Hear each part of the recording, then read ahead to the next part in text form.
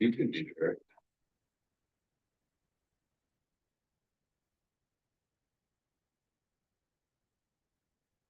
I'd like to call the meeting to order. Everybody please stand for the pledge of allegiance. Pledge allegiance to the flag of the United States, to the republic one nation, indivisible.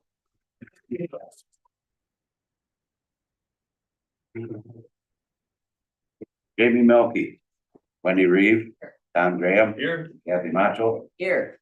and Bob Buckner. Here. We have a forum. Anybody in the audience like to address it? Come to at this time.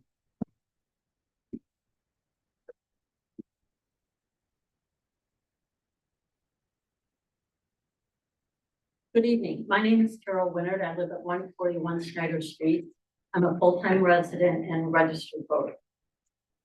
I urge city council and commission members to remember that your responsibility is to do what's best for the city of Harbor Springs and its residents.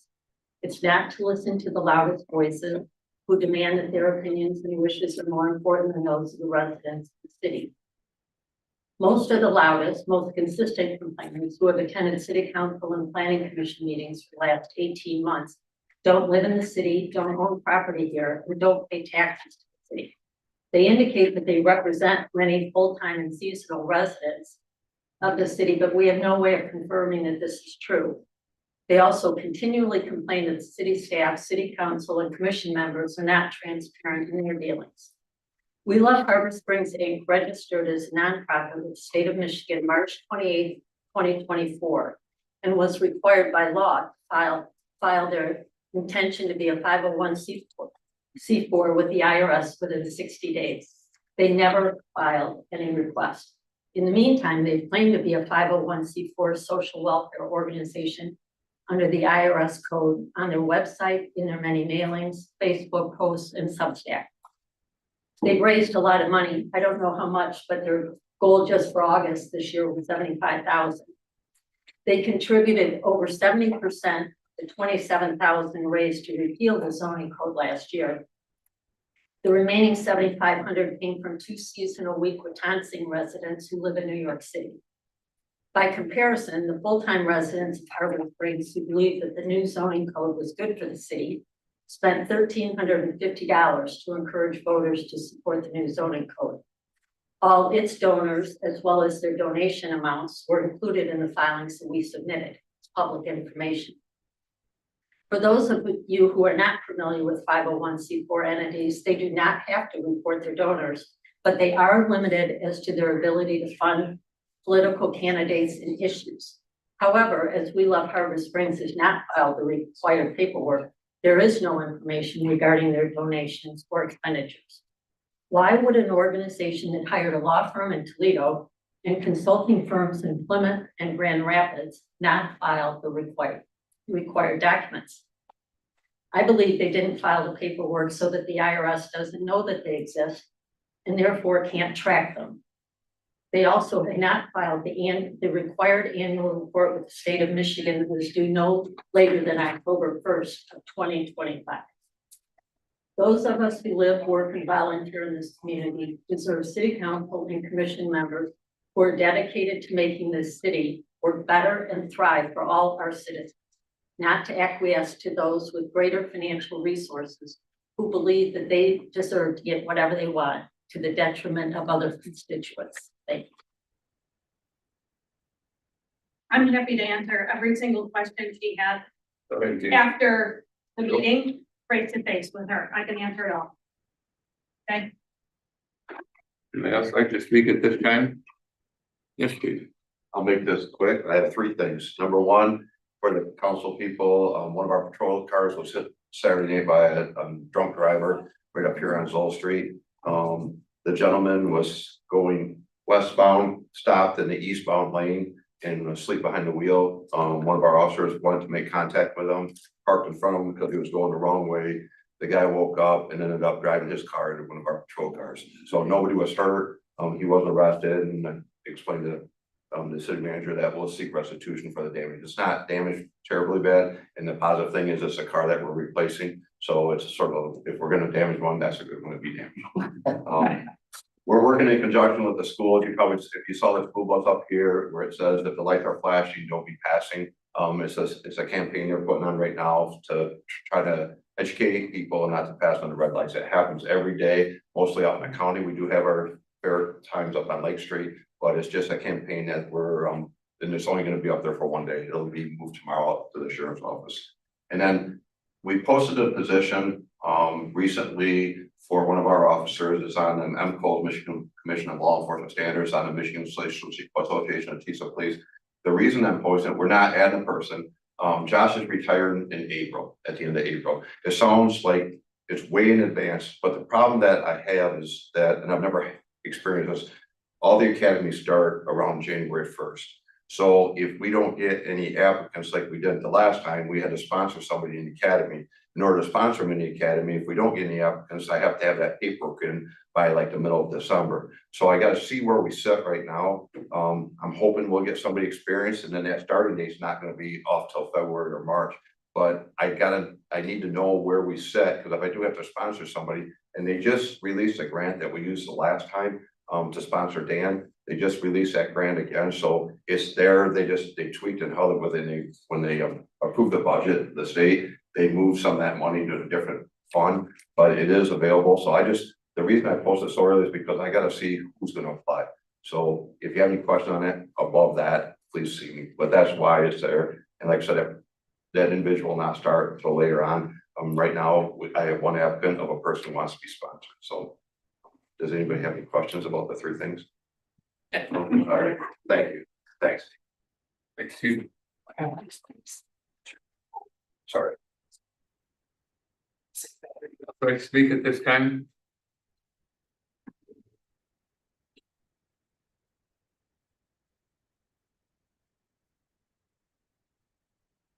Well,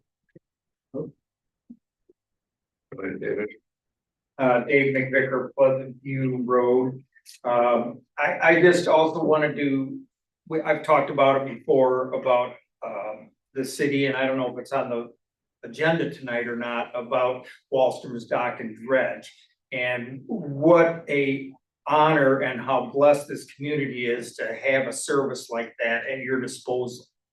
And I feel that the city does not really give them the needed respect and or, you know, by making them leave, by making them put their boom down because somebody says, I don't like looking at the crane. Well, then just tell them, don't look at the crane.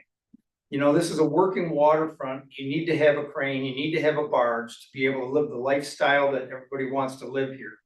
For emergencies, for docks and all that other stuff. These guys go above and beyond the call of duty when it comes to working for the city. They come first. You guys get the first opportunity for everything, whether it's your docks going in, moorings, buoys, blah, blah, blah. And they have a lot of really high paying customers that they put down the list to accommodate the city. So I think you should give them a little bit more respect and not put some of these unnecessary burdens on them. Because it's a cost and it's a big expense and wear and tear on their equipment to have to put that crane down every night and back up to work. That's wear and tear, that's out of their pocket. And it's just for a little bit of vanity because all of a sudden somebody is annoyed by looking at a crane. Well, just tell them, don't look at it. Look over there, there's plenty of beauty right over there and right over there to look at. You know, for me, my whole lifetime coming up here, I thought it was a special place to be able to come and see a crane and a barge working and creating the harbor that is Harbor Springs. So, you know, I just like you to think about that a little bit more, you know, as far as them docking that there in the summertime. it would be another benefit because it would act as a break wall for the boat launch. If they do get to dredge and they do get to do the things they need to do to make that a more permanent place for the barge, that's gonna be another benefit for the city because it's gonna create for all the east winds that are more predominant these days. As you guys have all noticed, I'm sure, that with global change and stuff, we don't always just have a westerly wind. There's been some terrible winds out of the east and not just when a storm's coming. So that would act as a natural break wall for more maneuvering coming out of that boat launch to keep the wave chop down and get it so the boats are a safer launching situation there. And you don't have so much cross traffic with other boats coming in because it would act as a nice eddy for them. That's just one of the benefits. So, and I know that they talked about, you know, putting the crane down during the summer when they're not operating, and I think that that's a great concession on their part. So I just wanted to voice that, and I know a lot of the community feels similar. Thank you for hearing that out.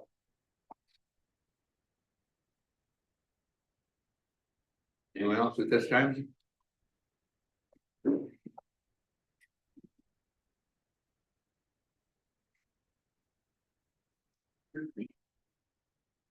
Any question? Anybody have a question on the agenda or approval of it? No. We need a motion for that. I move we approve the agenda. I'll second. Roll call.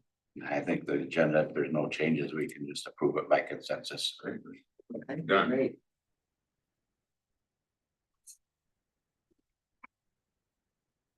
Discussion item, talk about the request for a wedding down at the Marina Park. First, we'll do the consent agenda. You just need to approve. Yeah, just need to approve it. Okay. I move that we approve the consent agenda. I'll Second. second. Kathy Macho, Yes. Bonnie Reeve, Yes. Jamie Melky. Yes. Bob Buckner, Yes. Tom Graham. Yes. Motion carried.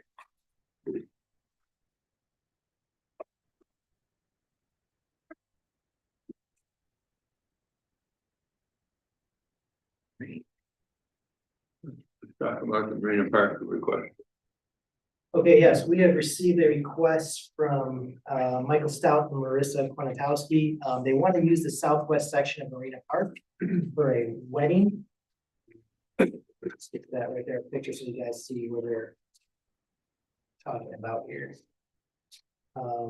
So they want to have a ceremony set up. They're having a wedding reception at the pier, and they want to have a ceremony at the southwest corner of Marina Park there. So not the entire park, part of it. And they plan on having about 150 guests or so. I think that was 140. 140 guests. And the ceremony itself will take place between 4:30 and 5:30 p.m. They were originally looking for a buffer time of between 2 and 7 p.m., but we did get a follow-up email from Marissa that you have on your desk that basically says that they really only need, they can utilize a shorter time period between 3:30 and 5:30. So that's good news. There will also be a DJ during the ceremony. So the reason why this is coming to the council is because we typically don't approve weddings. We do approve wedding ceremonies on city property, but they're typically smaller. And at this park especially, we are very mindful that starting in June, that the park becomes more used and a little more popular, and that we try not to limit public use and enjoyment of that park by allowing bigger private events. So our policy itself says we can allow low impact private events on public property, but high impact private events aren't allowed. And so really the question here is this a low impact event or a high impact event? And it did go to the Parks Board for some advice, and the Parks Board generally did not want to recommend it as presented. But I think both the staff and Parks Board is, willing to work with the applicant either for a different location, or even though that's their chosen location, if there's any other arrangement council wants to look at for using that western corner of the park. some of the reasons why staff and the Parks Board does not really recommend approving it as is at this current moment, or as it was presented originally, is, June is nearing the peak summer season. Well, it's not there yet, but it's nearing peak summer season. The size of the wedding at 140 would significantly impact the use of the park for other park patrons. The time is on a Friday, mid-afternoon, so maybe not as much as if it was on a Saturday or Sunday. But yeah, but it is a Friday. And then there's, requirements for setup, ceremony, and takedown. In the email that Marissa sent, they would have their staff and coordinators move the picnic table, so that could relieve some time and effort from our DPW and Parks crew from doing that. And they would also, in the email, they said they would also put down their chairs shortly after the ceremony is done, so we wouldn't have to worry about the chairs being there for an excessive period of time. Again, we haven't typically allowed these big of ceremonies, private events at Marina Park. Other parks where there's less coveted during the summertime or other times of the year, we allow them smaller events. But really what this boils down to is this a high impact or a low impact event? And whether or not council wants to, deny this request based on the additional information, it makes it maybe a little bit easier to look at potentially approving it. But if we approve it, what are the other potential conditions? Do we want to look at changing our policy to have a different policy a different interpretation of a policy on what high impact versus low impact use is? Do we want to consider allowing high impact uses, but for a different, more substantial fee? When council originally put this event policy of public property together, there was some concerns about privatization of our parks. That the highest bidder would, start, trying to use our parks. And there's a lot of people who want to use the parks for their own private purposes. So that was one hesitation about doing high impact private events on public property. So we approved low impact private events to allow for private events on property, but to acknowledge that public use and enjoyment of that park should come first. So I don't know if Marissa or Michael are online, but if they are, there's an opportunity for them to speak if they would like. But if you are online, please raise your hand. But do have a hand raised from Andrew. I don't know if Andrew. Hi, Marissa. Hi there. Hi. Yes, so you explained everything really well. Thank you for explaining all of that and making sure that all of those points were made, especially the ones that we had talked to Rachel about. Our wedding is happening at the Pier restaurant. So ideally, in a perfect world, we would have our ceremony at like 4:30. It'll be a super quick ceremony, and then guests will be able to just walk right over the little sidewalk there, right to the Pier restaurant. We were thinking and have talked to chair rental companies and florists that everything would be set up around 3:30, and then we'd be completely out of there by 5:30. So really hoping that's able to work out, but we totally respect all of your guys' thoughts and opinions, and we know that it is your town and you guys respect it as we would as well. So, but thank you.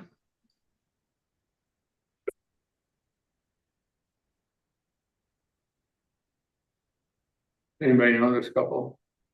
I do not.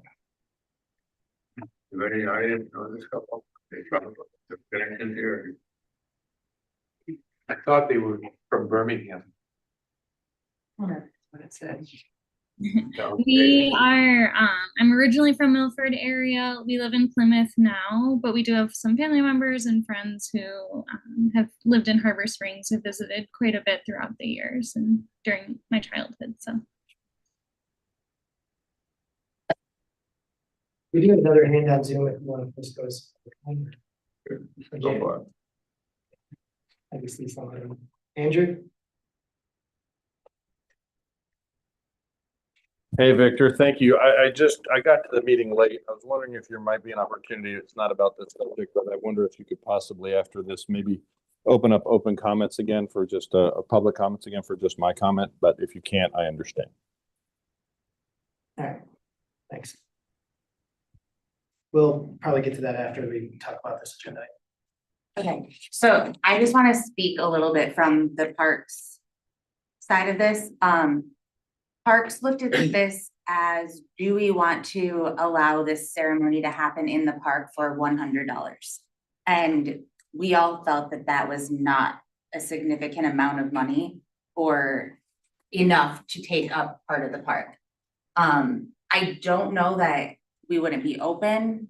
I don't know that for 2 or 2.5 hours, that it's not something that we should be open to at that time of the year. But I think that this is a little bit of a leeway into the events on public property. And I think that that's the second part of this a little bit. They were grouped together. But I think that at one point, council asked parks to look into our policies on events on public property and what they thought. And they kind of came back with a memo, which everyone had in the packet, saying that, you know, the better heads up we have about these events, the better it is for the city. And then they also said there are some things that maybe we could charge for. And so I think that we really need to address both of those issues. Do we want to allow this event, but do we also want parks to go further into this policy that has been around for a while and hasn't really been looked at more closely? So to piggyback on Jamie's comments, you know, if the question is this a high impact event? I really don't know how you could define it as anything other than that.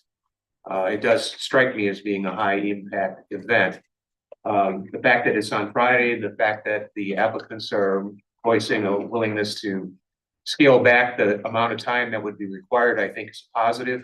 I have some concerns about parking. I know that they have represented that they would take shuttles into town, but you know, with 140 guests, if you're assuming 2 persons per car, you're talking 70 cars. If all of those people end up coming to town, that would be a big concern for me. So I think, and I also think, you know, given that it's a high impact event, you know, the fee that we're charging for high impact events seems ridiculously low, to be perfectly honest. So I think if we can address some of those issues, that it might make me feel a little bit better about the whole process. And just to clarify, we don't allow high, so the fee we charge is for low. Okay, all right. We don't, our policy currently doesn't allow high. Okay, So that's why one of the reasons why we're coming here. Why we're Is this talking a high impact, low impact? If it is high impact, but you do want to see these types of events potentially, let's do some edit. We would need to do some edits to the policy, or the flip to that is you could do a trial period, do one-time approval for this event to see how things go and set a separate fee. But ideally, what you want to do is define, as we have high impact events defined, attach maybe some criteria to them in the policy and have a fee associated with them in the policy. understood. So it's pretty, Yeah. standard and fair going forward for everyone who applies. I get it.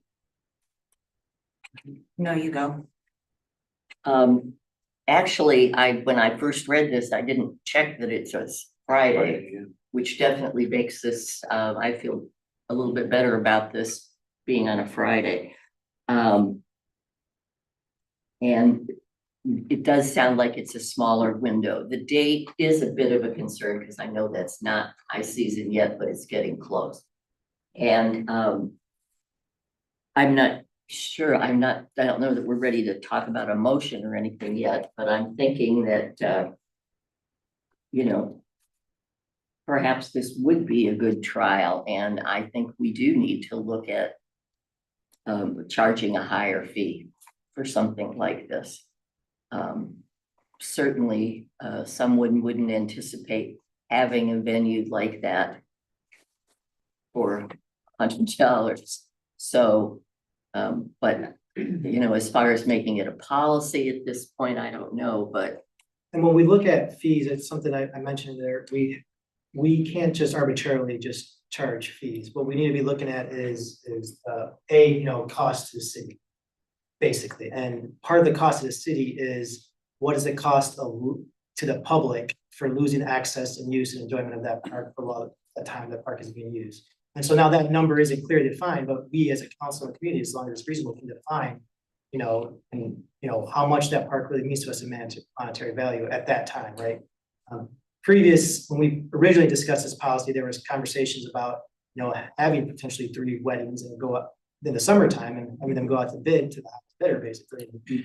We kind of shot that down at the time, but that just shows that Marina Park in the summertime could be and would be a highly prized and the public really enjoys and uses that quite often. So we're really careful and cautious about making sure we don't take away the public's use and enjoyment. But if we do, just like we do for smaller, low impact events, what's the appropriate fee for people and what's the cost to the public, basically? But we can define that cost how we want. I mean, we're not. My impression when we've talked about this for other public events is that we're like the bare minimum cost is what we calculate. And I'm like, no, it's not what it costs unless there's a rule or a law against it. No, so I mean, we can, if it takes this much police time or this much DPW time, then this is what the value of that time is for us to bill it. In the policy and even in the city code, there are exceptions and allowances for nonprofits to go as minimum as we can with nonprofits. So that's why that's a big difference between most city events that we approve of property. Now, they're nonprofits and yes, they do, make money, but it goes back to their organizations for nonprofit causes. But this is a private event. So that's why we have there's a little different approach to private versus nonprofits that are open to the public. This is open to the private individuals. So anyway, that's just a difference, a nuance that might matter. Okay. But you're not saying we can't make. No, I'm not saying that at all. I'm saying that's usually our approach because, I think that, in my opinion, I think that this would be a good trial. I think that I did reach out to a wedding planner that works locally and she said it wouldn't be uncommon to charge between $1,000 and $2,500 for a space like that for a wedding ceremony. I'm not saying that I'm set on any of those prices, but I think that the difference of a ceremony versus a reception when it's only 3 hours versus a 7-hour event where they're serving alcohol and food, I think those are a big difference. And because this isn't really quite into season, I don't know that I'm against it. They only want to use 1/3 of the park, if that. And those are good points. And we have approved, without necessarily going to council, low impact private events because some of these smaller weddings have 20, 30 people. Zorn Park, to us, they're low impact because of either the park they're being used at or the time of the season or how many people are there. So it wouldn't be, out there to approve something like this, but it's just larger at Marina Park. So we just want to be careful. And I think whatever we do in the future, we should carefully though, if we do charge fees, make sure we carefully approach setting the fee and make sure there's reason and numbers and logic to back that and not just throw out a fee, that we might think the, market rate. We have to actually look at it, what's the value to and the cost of the city. Yeah, so I know it's hard to come by, but there are communities that do this. And some cities charge, quite a bit. They can, depending on the park, it just depends on how much we value it. I think that if we use this as a trial, I think that we could then go and put a price on all of the parks and maybe it's a price per hour or a price per 3-hour time periods. But I think we could also make the rules and put stipulations like you have to have a shuttle service and you have to give us the shuttle documentation showing that you're using a shuttle service.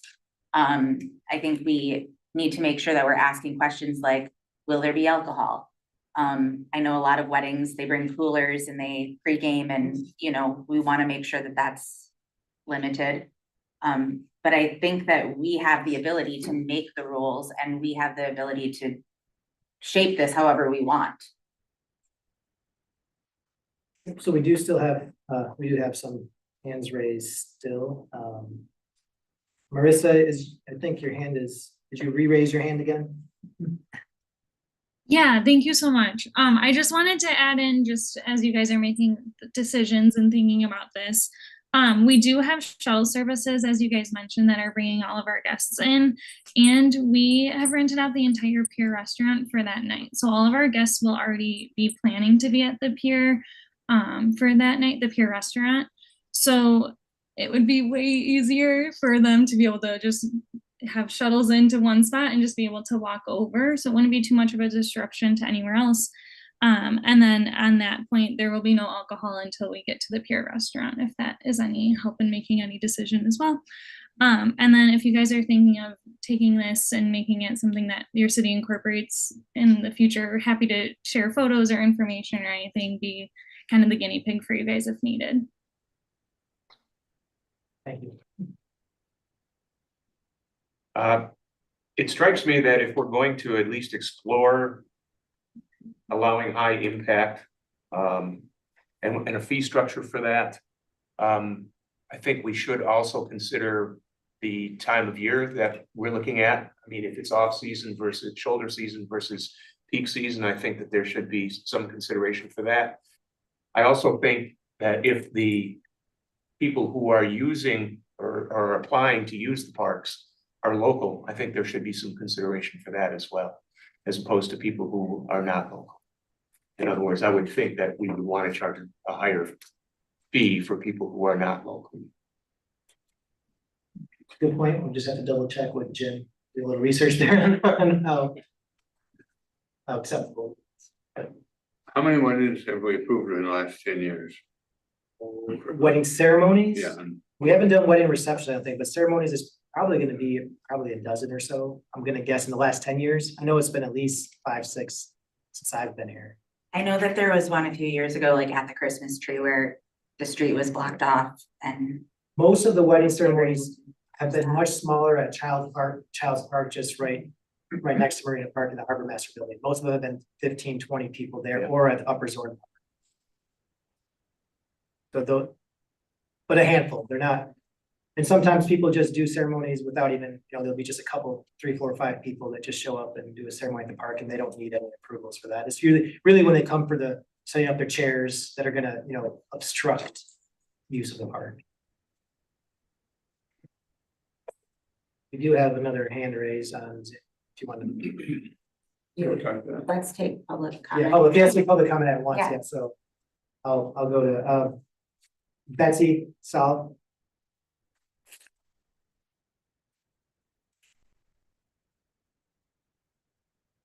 Betsy, you want to unmute yourself? Once. Unmute. I'm unmuted. Thank you. I do not want to be a Debbie Downer, and I want her to have a beautiful wedding.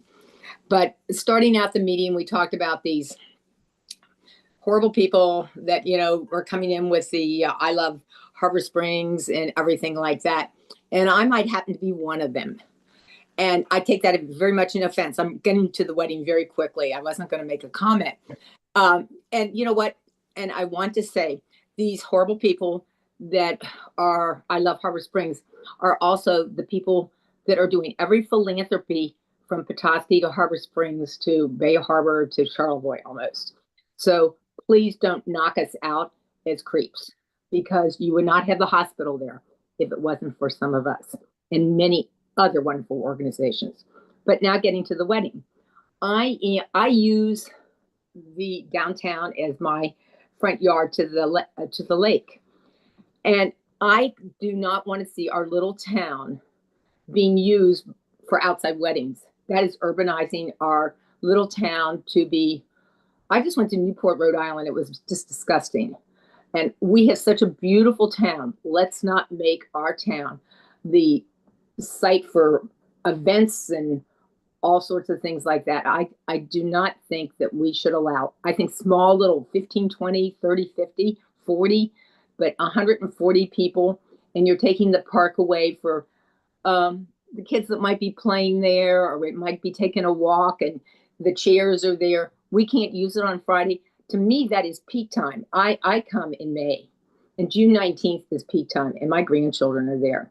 So I really feel we should not put the precedence on, especially if you are not a city resident.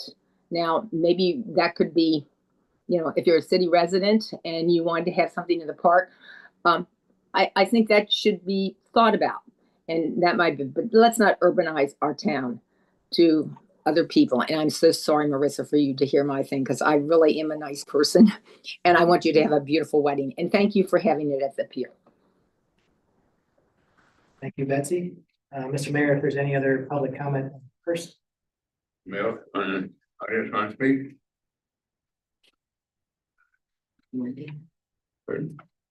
Back to the council.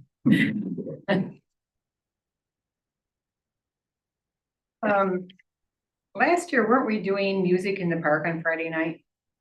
It starts the next Friday. And I'm struck by, if you don't pay attention, the month of June, our weather is terrible. I mean, we have better weather in May than we do in June most years. So I would think they'd want to put up a tent. I would tell them to put up a tent. But do we want to put up a tent there? Because then we have to take, it has to get set up early and then it has to get taken down early. And I do think that we should come up with a policy on this, and resident or not, amount of people, figure out how much we're going to charge per park, because maybe a Zorn Park could be less expensive than, or maybe we say absolutely not to the waterfront park, and maybe Zorn Park or Child Park, or come up with a sliding scale for other parks.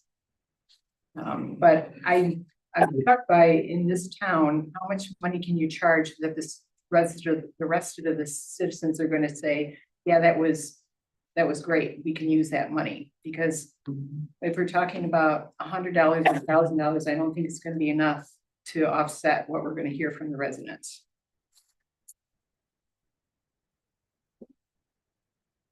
Anybody else? I'm not sure I understand. I just want to make sure I understand what you mean, the difference between the 100 and the 1,000. What, I mean, what are you?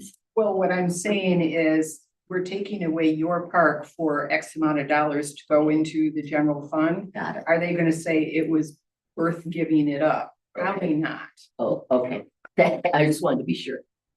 The went to Zorn Park, you could have I a park there also. agree, but I also think that it would be, obviously in July, it is an immediate no. I think we could all agree on that, but for 3 hours in June on a Friday afternoon, I think that the benefit of allowing this beautiful ceremony, the city gets $1,000. I don't think it's gonna put out enough residents that it's not gonna make it more worth, what could we do with that $1,000? I'm happy to explore it. I'm happy to say no if we have enough residents that say absolutely not, but I really think that it makes sense. They're gonna be there anyway. They're going to an event at the pier. They could all show up and be there anyway. It only makes sense for us to be able to control it. How soon? Oh, I'm sorry. How soon did they need a response from the city? That's a good question, because there's planning the wedding right now. So Marissa, yep, you heard the question. When do you need a final answer by? We would love to have an answer as soon as possible, but we are pretty flexible. Hoping to know by December at the latest. December. Oh, December. Yeah, December. At the latest. We're trying to book and make sure we have everything ready for our guests. So. Great. So I mean, two approaches is, oh, three different options really I'm hearing is, one is just say no, as you could say no. The second is to use this as a trial period. And the third is to edit our policy and then come back with a new policy. Out of those latter two options, we can, staff, that's one of your recommendations. If they have about a month or so to work on this, we can come back with either a revised policy or a fee associated with this particular wedding as a trial period, if that's your pleasure. Otherwise, we could just, you guys could recommend no at this time, but we could get, a month gives us enough time to come back to council probably in November sometime with some sort of fee structure and criteria. At least temporarily. I think if we delayed this decision for another month, it would give the citizens a chance to reach out and tell us what they think about it. Because I've heard from one today, but only one, and it was no. So I'd like to hear from more.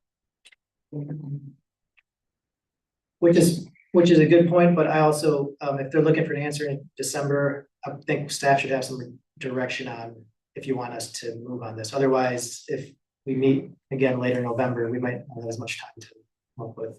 Well, the question's gonna come up again anyway, we should get a policy about what you want, I agree, Yeah. Tom. get it over with. Absolutely. Yeah. We need more rules. So I mean, staff can start on a policy, and I mean, we'll be at the Parks Board meeting in early November, and so then at our second November meeting, we can have a draft policy for review, and then that way you're not just applying it to, this one event, you're gonna apply it to everyone going forward. I still like the idea of doing it as a trial. I mean, if that's one of the options, I would like parks, think about that. Grand Hotel and Terry Davis live totally off weddings in the summer. I also think that the Parks Board might look at this differently if it was, we get to decide the rate for the parks. We get to decide the rules. Because who's to say 140 people can't show up and have a ceremony standing in the park anyway? They could all drink beers. I mean, They can congregate, they just can't set up chairs. yeah, I mean, Yeah. I think that being able to have control or being able to say, no, absolutely not, we don't allow this, is kind of to our advantage.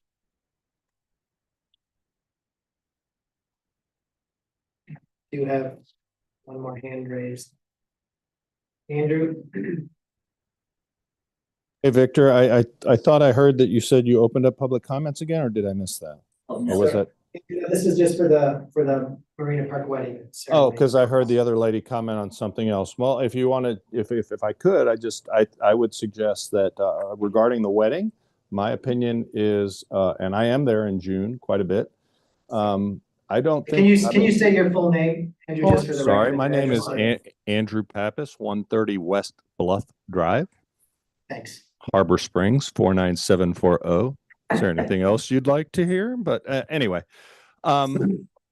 listen, my 2 cents on the wedding is I think Harbor Springs, I don't know what the budget is every year for advertisement, but I think, if you can make this a good money-making opportunity, 3 hours doesn't seem to be a big inconvenience to the residents of Harbor Springs. And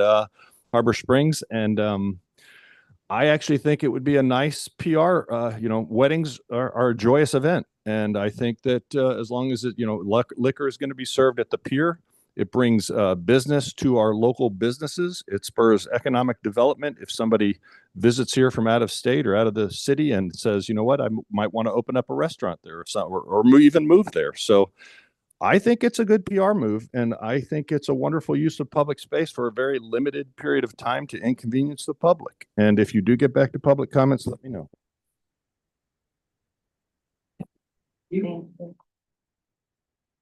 Council, what's your plan? What I'm thinking, council, is kind of a twofold approach. Step one would be to ask parks or whoever the appropriate agency would be to determine what they think for high impact uses the fee structure should be, maybe research other municipalities and find out what their policies are and so on. And try and get that done within a 4-week period. And during that time, I think, to take Wendy's point, hopefully we'll hear comment either positively or negatively about whether or not the community wants to allow things like this. We just heard a gentleman that said he likes the idea, and then we just heard somebody else say that they hated the idea. So, it'd be great to see if we can develop some sort of consensus in terms of where the community is at. If it turns out that the community is, wholeheartedly against the idea, nothing ventured, nothing gained, really. I like your idea as well, which is if we do decide to proceed on this, this would be a great hypothetical or a great opportunity to test it. Let's see what happens. But things like tents and that sort of thing, I don't like that idea at all. The weather, I think, is on the applicant, not on us. But those are my thoughts for what it's worth. I agree. I think that if we are also going to look into the fee structure, if we are looking at potentially a resident versus non-resident fee, if we could have that answer, and then also if there is a time restriction as far as time of the year that we want to allow this and times that we don't want to allow this.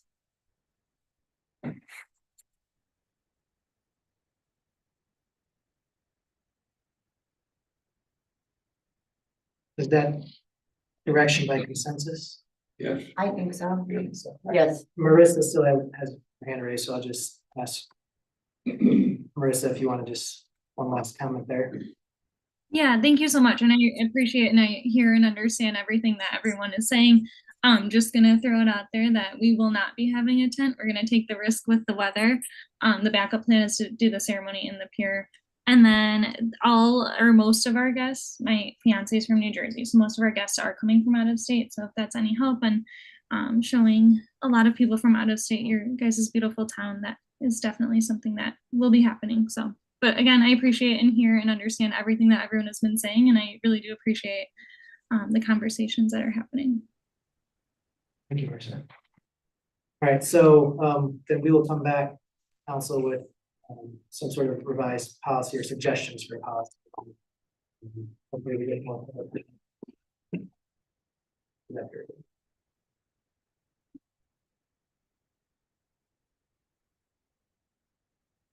Move on to item B, which is a quarterly budget update. All right, so. Can we really quickly talk about the events? Oh, The rest general- of the, yeah, general policy, yep, sorry about that. it's okay. So Parks submitted this memo, and I guess what Parks was kind of asking is council happy with where our policy is now with not this specific spot, but like everything else, or is there more they want Parks to explore? Do they want Parks to take this year to really take a look at all of these events and try to negotiate prices? I think that really what Parks determined is that none of our events are the same. There's no like cookie cutter formula to determine a fair price for all of these events. But they don't want to go further unless council wants them to.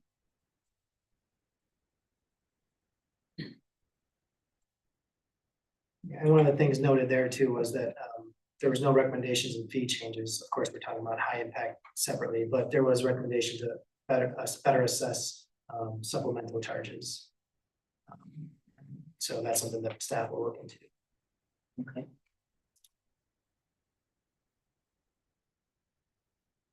Good on that, Jamie? I mean, does anyone have anything? Questions? Like, should Parks pursue this more, or is this fine? Like, we're happy with where everything is, that we don't charge for services? I think we should be charging for services. And I think that every event that's held on public property, the citizens of public property should come before us for approval. So I didn't see anything for the Festival of the Book. I didn't see anything for Fall Fest or the Tree Boards Arbor Day. We had an accident on the beach with the s'mores event, and that never came before us. I think that we're we're the stewards for the citizens of the city's property. So every public event should come before us.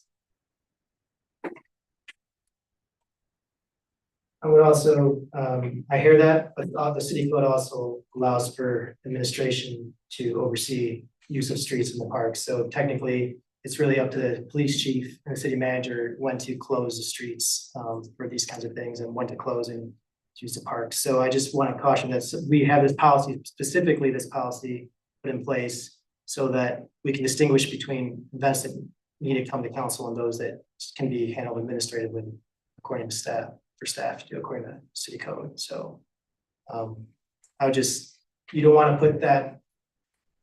There's a lot of it, a lot of little events that go on at the city, like someone comes with, for example, they want to set up a tent for a political, they want to have a political showcase, right?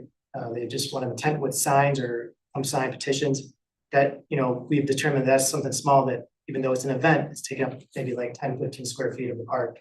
And if all these things have to come to council, that's kind of burdensome, I think. It's just my opinion. But.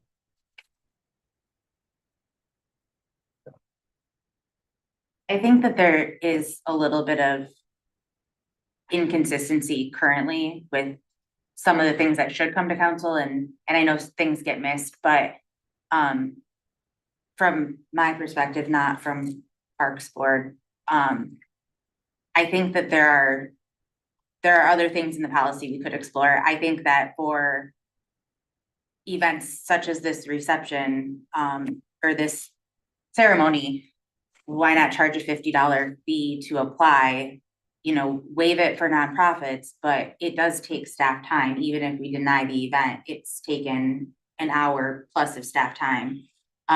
So I just think that there are little things that could be more efficient and more clear. And I personally would like them to see them, but I'm only one person. And so I'm asking if anyone else feels like this should be pursued a little bit further, or if this year we should look at all of the events more on an individual scale. I know Festival of the Book is more than happy to work with us on a fee to use our parks that is not just $50. I don't know about the other organizations, but I think that we should be getting some money for our services. My only concern in the past regarding the public events policy is sometimes the timing. I mean, the timing of the requests, the amount of lead time that sometimes the staff doesn't get enough lead time. And if it's something that we do end up having to approve at the council, sometimes it's like, well, it starts tomorrow, and it's like, and so I guess I'd like to see that part of the process tightened up a little bit. So for example, you would like to see them apply 60 days ahead of time instead of 30 days. That way they have time to get to council. Yeah, because I mean, we've had some where we've basically gotten them a week, 2 days. Yeah. If you got an event, they should be able to plan ahead 2 months. Okay. So I'm getting, yes, the park should continue to look at this. Yes. Okay. Absolutely. That's all I wanted.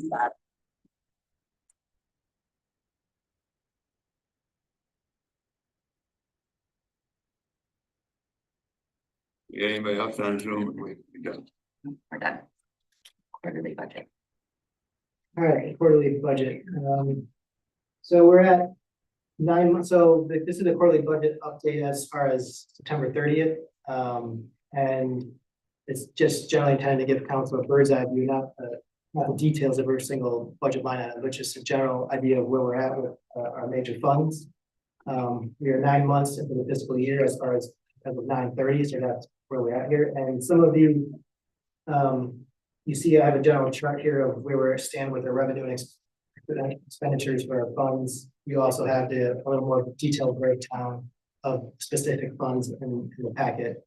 But as you'll see, as far as for general fund, As far as expenditures, we're a little lower than expected, and part of that is because the Kiwanis Park project, which we have slated, which is over $500,000 with the donated money, is not going to take place in 2025. It will take place in 2026, more than likely. So we're also, in some areas such as refuse collection, we're over budget due to the ice storm. And obviously, we have not seen that revenue from FEMA yet that we will hopefully be getting soon as for the ice storm response. Yep. Any news on when we'll hear on that? So I just literally got an email from them today. They submit, so we work with project managers and they submit to, their heads, and then their heads come back with questions. So one of the questions we got was they want the GPS coordinates of all the generators that we used. So we're just, just little things like that we have. Yeah, I know. It's I love government, huh? Yes. it's just what we have to do, which is fine. I get it why they have to make sure that they're being diligent with the money that they're gonna give the cities. Sure. They want to make sure that, these generators exist and are being used. So yes, These requests are not for the faint of heart. You've got to be able to stick with it till the bitter end, right? for major streets fund, the expenditures are still low on that one, only because we have not made all the payments for the State Street project yet. Local streets, we had originally included money for 2025 sidewalk replacements, but we came back and said we're gonna do one larger project in 2026, so we're not spending that sidewalk money in 2025. For the DDA, the projects, the reason why you see lower expenditures is either the projects haven't been completed or they were not as costly as budgeted. We just budgeted higher for what they're actually doing. For electric fund, we do have revenue and expenditures are lower, only because we had included a bond issuance in the budget, and obviously that bond has just not been issued yet. We're waiting for the bids to come back before we know exactly what the bond is. So When do we think that we're gonna have the information? we're having Bids? we're gonna have some bids. I think the bids should be coming to council in November. They're out the bid right now for the materials. So in November, we should have a general idea of what majority of the cost will be for the substation project.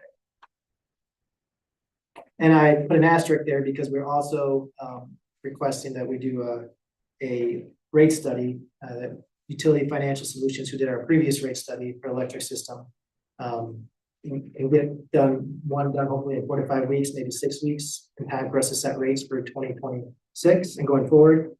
And they have a quote, I put that on your desk there, but $12,000 for the financial projections and $3,500 for a 3-year rate study plan.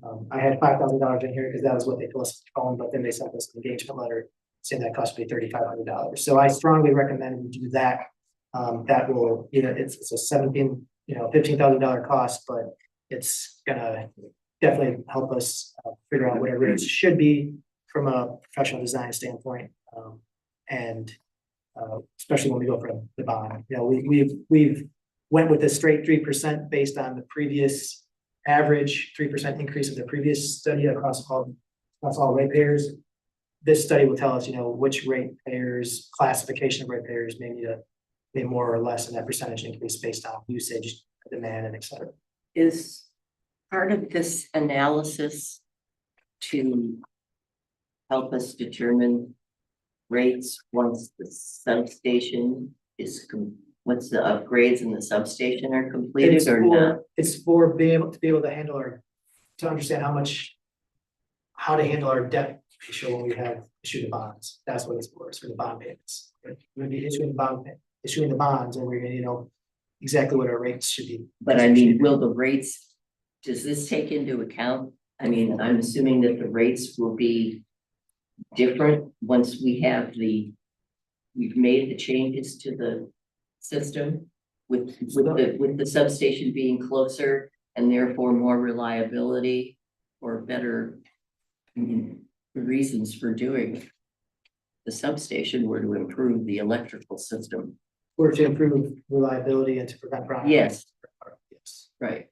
So is that going to be taken, will that be taken into account? They're gonna take into account the whole system. Okay. Yeah, so.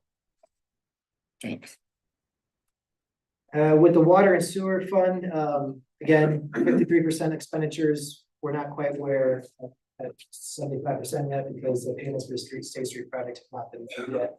The waterfront fund, the expenditures are just not quite as high for parks and grounds and marine patrol as we expected. Those we'll still have some more expenditures go in there for the end of the year, but marine patrol spent less money than anticipated this year. Partly of that, part of the reason for that was the boat was in the water for a while, and also we only had one marine patrol officer for most of the summer. So then equipment fund, really nothing there to add. It's pretty much on par with what we expect for equipment fund.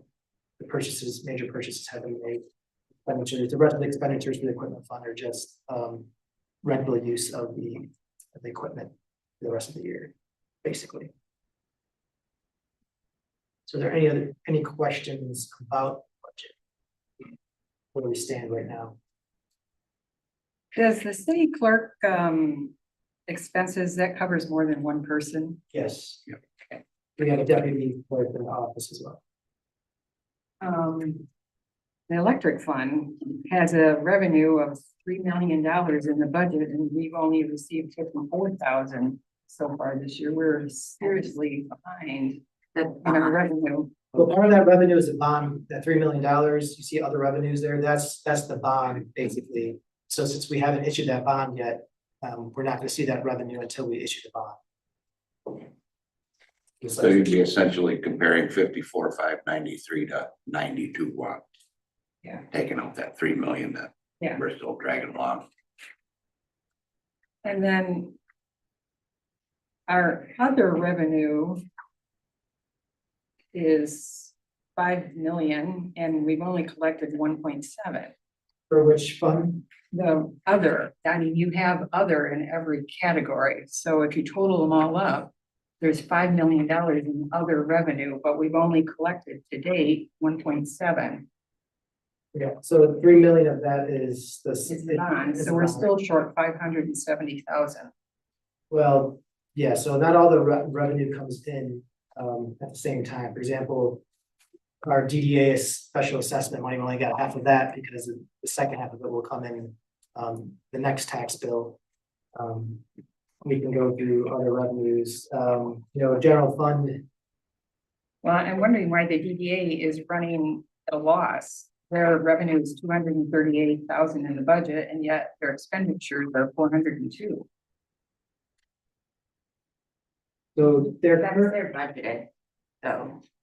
Yeah, that's the budget. So right now where we're at for actual year to date total, they're only at 57% expenditures and they're at 78%. Well, their revenues total is 186 and their expenditures are 227. They're still running in the red. Yeah, because the money hasn't come in yet for all of their revenues. So like the assessments you still have money from the assessments and still have money from the current property taxes. So we don't get our revenues. So that's the thing with government. We don't, and they can explain this better, but we don't get all our revenue sources at once. So for example, you'd probably see that at the beginning of a year for the marina. The waterfront fund is a very good example.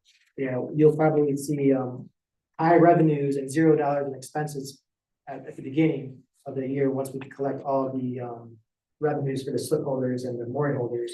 And then you won't see any revenue. Basically, the only revenue increases you'll see is with transients. And you'll see that expenditures climb. So when we get the revenue in, it all depends on different factors. Sometimes we get the revenue in if it's taxes, when the tax bills come in. Sometimes we have other sources of revenue. They don't all come in consistent. So what we look at generally is where we are at the end of the year, and we still project what you see the 2025 budget. We're 78% of the way for revenue and 57%. But I just have a question. Does the DDA doesn't include the transfer from reserves? Because they transferred money from reserves to do the merchant walkway.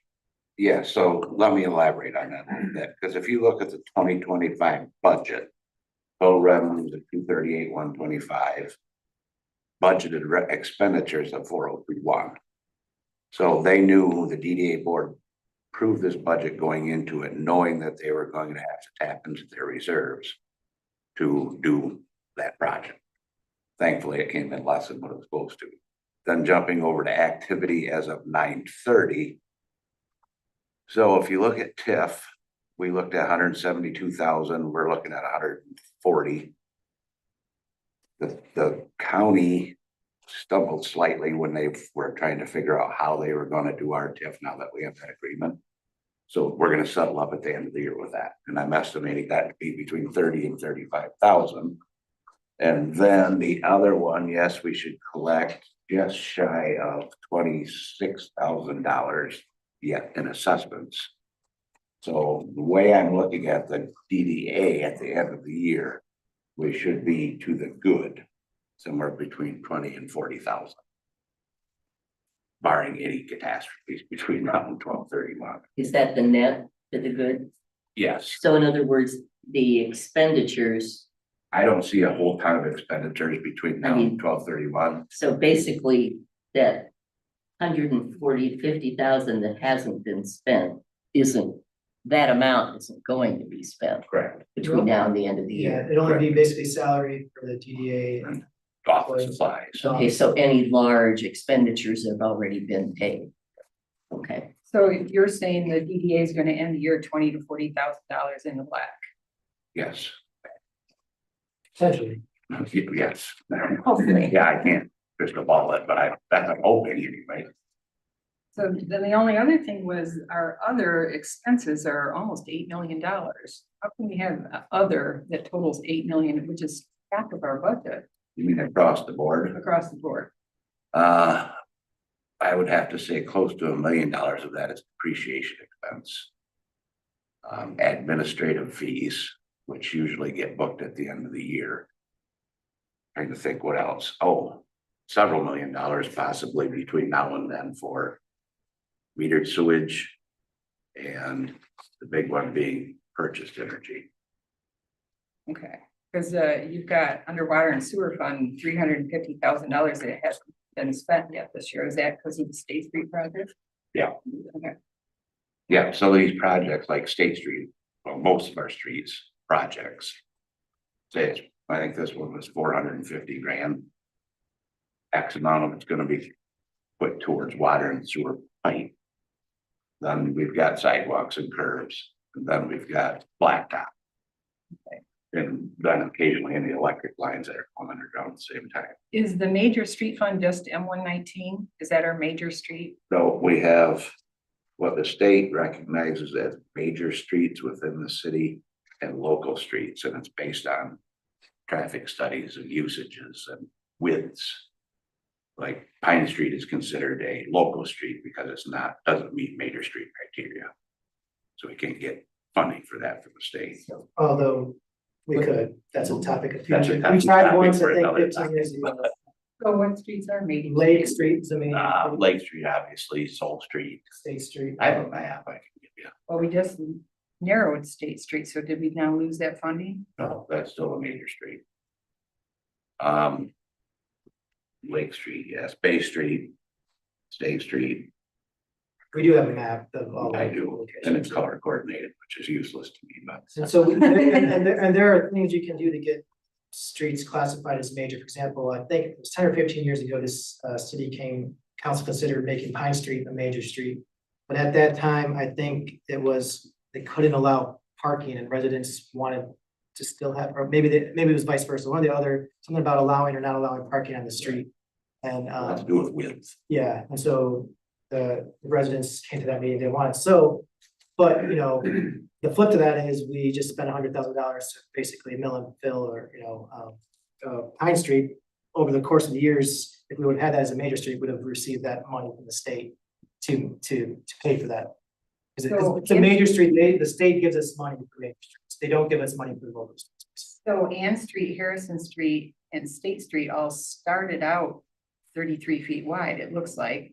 And then they narrow after they hit Summit Street. So do they consider that a major street for half of the street?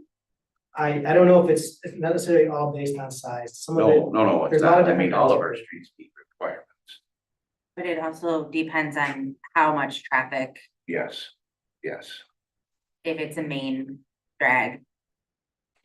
We do still get money from the motor vehicle highway fund for local streets.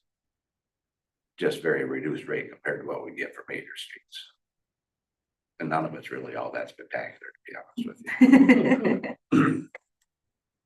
Yeah, we do get money for each major street. So in theory, then we could save up over 15, 20 years to repave that road.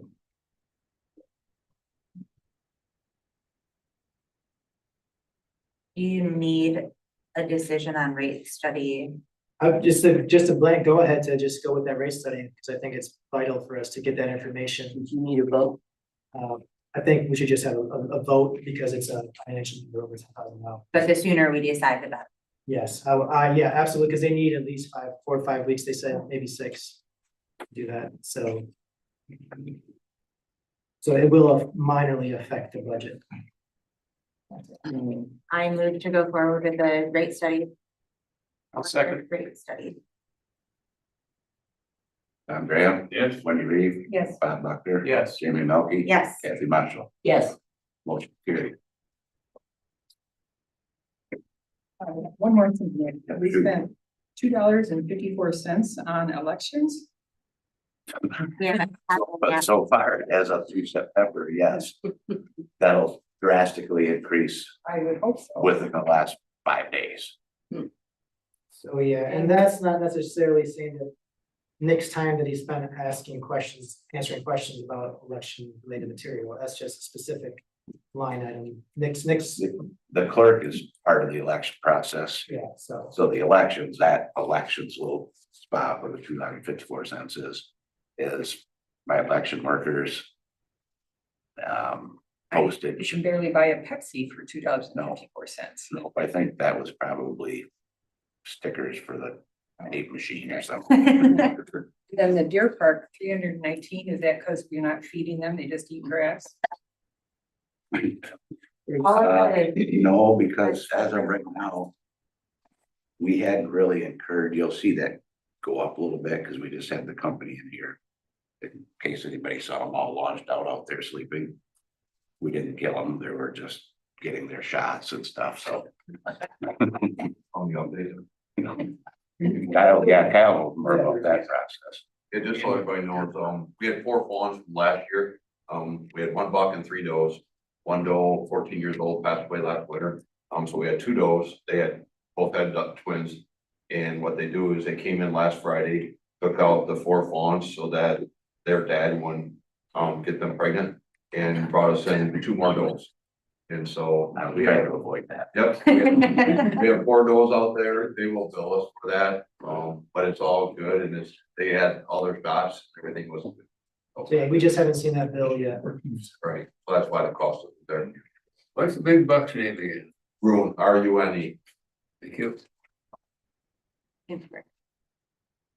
The company that we work with right now is awesome, just to let everybody know. They're very good to work with. Overall, the budget's looking pretty good as far as balancing revenue and expenditures.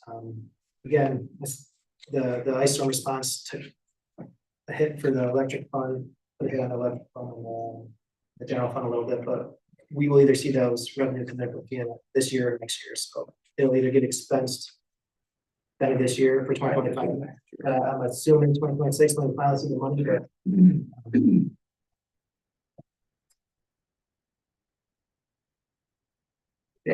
any other questions on the budget? We can move on to the waterfront, marine and waterfront. So the Harbor Commission discussed and recommend for approval, adjustments to the waterfront rates. This is something they do at every October meeting. And of course, council has ultimate authority to approve the rates. Harbor Commission is an advisory body. So they, like typical, they took each specific rate category one by one, and you see the different approvals here and changes of rates here. I'll just run through them really quickly, and then if you want to take time to discuss them, I'll hand it over for you guys to discuss. So the seasonal dock slips, they recommended an increase by 3.5%. Seasonal moorings, they also recommended a 3.5% increase. For transient moorings nightly rates, they also recommended a 3.5% increase rounded up to the next dollar. The transient slip rates, the categories are set by the state. They have A through J. Last year, we were in category J, and our commission voted to remain in category J for the transient slip rates. The seasonal dinghy storage, they recommend those be increased by $5, as well with the kayak storage to be increased by $5. Finally, the commercial launch permits, which we only get a few of those each year. For city businesses, they increased that rate from $415 to $450, and for non-city businesses, the rates increased from $620, that should be $650, not $450. So those are the recommendations by the Harbor Commission. They are generally in line with previous years. I did include just a general visuals for you to see where we've been in the past 5 years with rate increases across some of the major rate categories. So I recommend council discuss. If you have any questions. Did the Harbor Commission have any general approach, rationale of how they arrived at the rate increases? There was different opinions across the board, but generally it was thought to take something close to the CPI. The Cost of living. Cost of kind of thing. So that adjustment usually is different indexes have different values. Some say below 3%, some say it's above 3% right now. So that was one approach. Other conversations that have, and this is typical, is like, are we charging too much for for increases that can people afford those increases to access the water, or then we compare ourselves to other. There was some talk about comparing ourselves to what other marinas, the private companies charge, and where we align with that. And Harbor Springs is definitely above many of the public marinas, lower than the private marinas. So and it hasn't, in some commissioners, it hasn't deterred people from wanting to come here, and it also hasn't deterred access to the waterfront. But there wasn't a unanimous opinion on most of these categories. I think there was either one or two abstainers. Sorry, not abstainers, one or two people who voted no on these. So these weren't all unanimous votes, but they were the Harbor Commission recommendations by majority.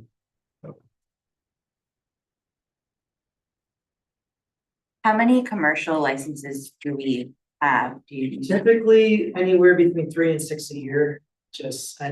Again, we always have reports of non-city commercial, non-city businesses using our Ford Park launch without getting a license, and we try to go after them when we can.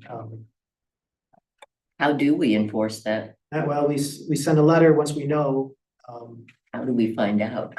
Well, usually, so we do have an employee who occasionally works at Ford Park, and they will report they see it. And we also have citizens who let us know that they see them. So then we just reach out to them and let those companies know that they have to do it. Otherwise, we get into Kyle Knight showing up with the damaged police car.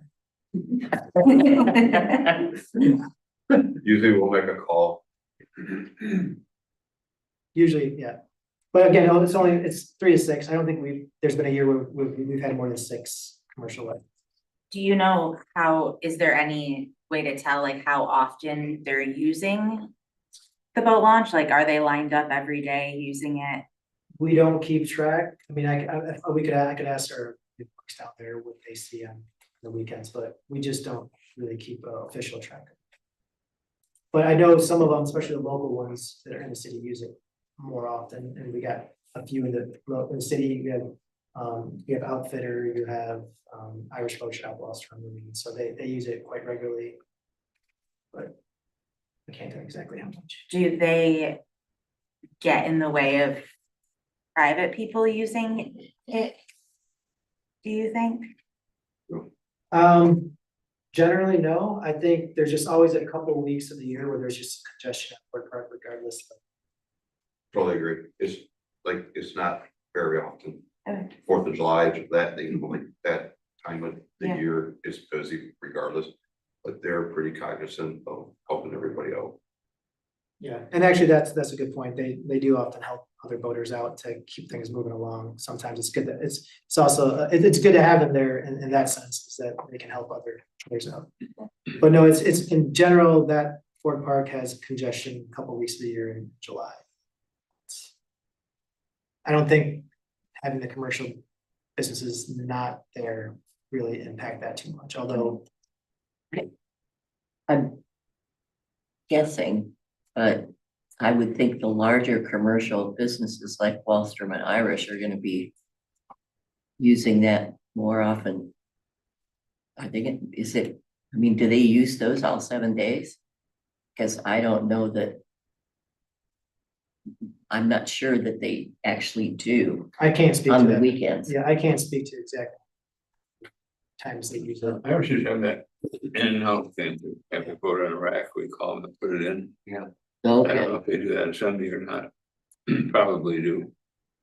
So yeah, and a couple of years ago, remember we changed, you might not remember this, but we did change the commercial license setup. Because there was concern that, they were paying a fee to the valet services was a real concern. So then we decided to, each valet customer, they have to pay their own fee, just like everyone else has to pay their fee for being launched. So this commercial business now is just these license or permits for these commercial city or non-city, they're really only for them to conduct their business. They have to pay separate fees if they're doing a valet service for each individual boater. Okay. So yeah. that helps. Yeah. Yeah, that was a big discussion a couple of years ago. Under seasonal rates, I get the length, but I don't get the 1 through 10. Is that the class of the boat? Okay, you're looking at the patch, so there's transient rates and seasonal rates. Those seasonal rates, it's nothing that we should be looking at, honestly. It's one document with the transient rates. So this is the seasonal rates and the transient rates you see here is what the state set, and we don't have to follow the state's categories for seasonal, only we have to follow them for transient. So Harbor Commission ignores this page, but this is just a document that the state's about. Oh, so we just ignore this page? Yeah, because we don't have to follow. Our slip rates are way more than what the state, the state's looking at, for a 20-foot, 30-foot boat is $3,300. If you look at our slip rates there. Isn't that equivalent to the A through J scale? Yeah, I think. Yeah. Yeah. I think the J rate was what Yeah, that's for transit. Yep, Yeah. for transit. That's what I'm- Wendy was talking about the seasonal. I'm sorry, I misunderstood. I still haven't figured it out. Okay, so I'll walk that through really quick. So on this page, you see on the screen, this is our City of Harbor Springs dockage rates and other charges. So for seasonal dock slips, we have the length of a boat, 30-foot boat, you charge $5,200. For these ones right here, the state has its own seasonal rates that commercial, that cities follow. However, we don't have to follow. We don't have to follow the state's set rates. We can, for seasonal dockage, we can go well above. However, for transient slips, we do have to follow one of the state's categories. And so we have been following, if you see on this next page for our transient dockage rates, this is category J that we have been following. Right. And so for transient rates, we do have to follow this thing, only for transient slips. So does that make sense? Yeah, okay. So with the 2 pages I had in here, one was a 2025 transient rates. You see the A through J categories. And then you see a 1 through 10 category. This was all one document that the state provides. We don't have to, we can ignore the seasonal rates. So as you see for a 30-foot slip, they charge 33, their recommendation, category, 1 is $3,300. Our 30-foot boat charge is $5,200. So we charge, was that 70% more than this state's highest category? So that's, and as So far as, are the launch permits one time or seasonal? it depends on what kind of, so you can get daily ones that are $5 and then seasonal for residents are $35 and seasonal for non-residents is $60. So those are each time? No, that's for the whole $5 season. So if each you get a season permit, you can pay $35 if you're a resident. So we pay $35 to use the Launch launch as ramp you want. the entire season. Yes, And then the launch permits for commercial, is that one time or seasonal? that's also seasonal, But they also pay if they do if valet, they do valet. they pay for each individual, well, they don't, I think they're having their customers. pay. Right, Yeah, but they have to. pay- $5. Yeah.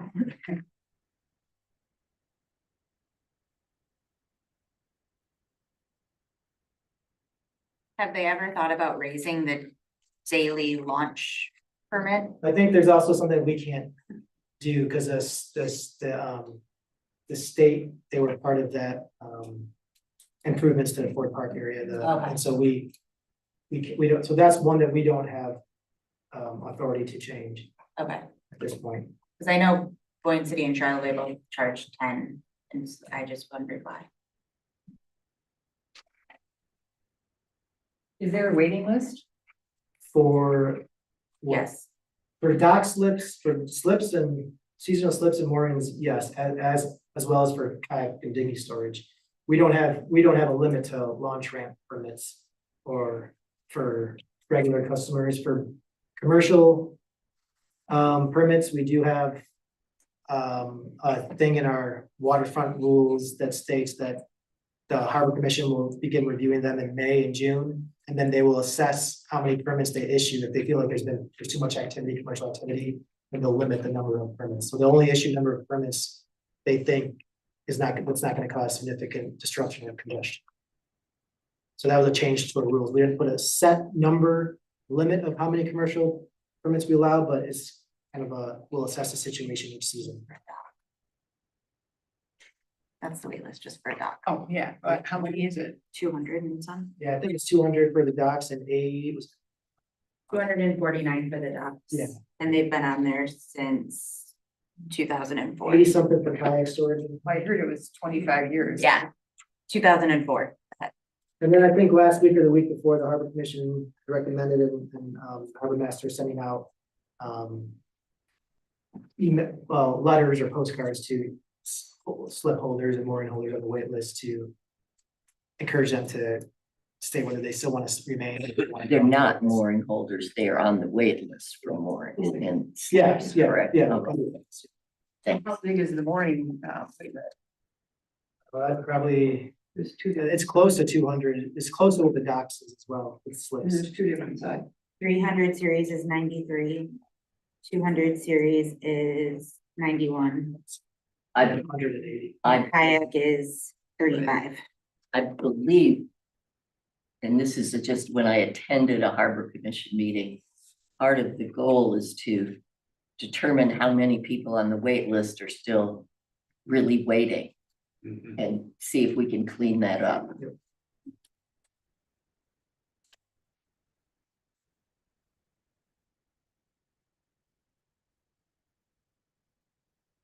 Comment? Yep, you can open up public comment. Thank you. You want to come up, Dave?